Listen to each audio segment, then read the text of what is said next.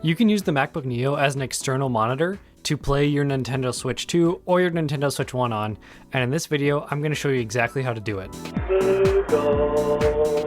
But before we get into it, I just want to mention that a very small percentage of people that watch my videos are actually subscribed. But subscribing is completely free, and it's a great way to support my channels. Plus, I upload new videos to both of these channels every single week. Okay, so I've been using the MacBook Neo for about a month, and one of the things that I use it for is to play my Nintendo Switch 2 on occasionally. So plenty of people use their Switch 2 and connect it to a TV or an external monitor, but to connect it to your laptop, you're going to need something called a capture card. And they make some pretty expensive capture cards, but this is my favorite go-to travel capture card. It's just from some random company on Amazon, but it's like 20 bucks and gets you most of the features that you would need. But a more expensive capture card is going to have a lot more features and better features, but this one is super small and works great just for what we're trying to use it for this. All right, so as you can see, pretty small. And it's got like this dual port technology, so you can use it as a USB-A capture card and you can use it as a USB-C capture card. The MacBook Neo doesn't have any USB-A ports, so we're going to be using it as a USB-C capture card in this example. And then we're just going to take our HDMI that's connected to our Nintendo Switch dock, and we're going to connect it to the end here, just like that. And then we're going to connect the other end to our MacBook Neo. And the first time we connect it, we're going to get this prompt on the screen that is going to confirm that we want to allow the accessory to connect. We're going to click allow, and then from there we can just open QuickTime.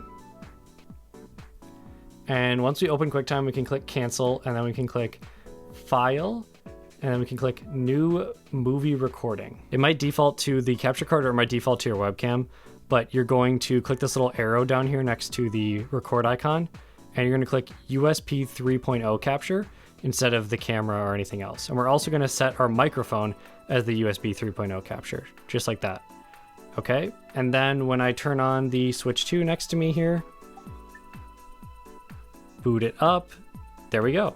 Now we have our Switch 2 connected and we can play it on our screen. And we can use this little volume slider to increase the volume. And when we do that, we'll be able to hear our Switch 2 through the MacBook speakers. So pretty sweet. And then we're just going to load up Mario Kart here to show you guys exactly how this works. So this capture card doesn't have the highest frames per second or the highest resolution. And that's the first thing you'll notice if you're expecting super high quality.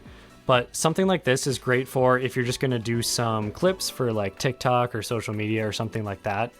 But overall, it gets the job done. And I'll just load into a race here to show you guys what it's like. We're gonna do my favorite map. Of course, Rainbow Road, best map on Mario Kart World. Just to give an example of how it handles. And what's nice is because you're using QuickTime, we can just record right here exactly our gameplay and the audio. Okay, I am not up to a good start. This is not going in my favor.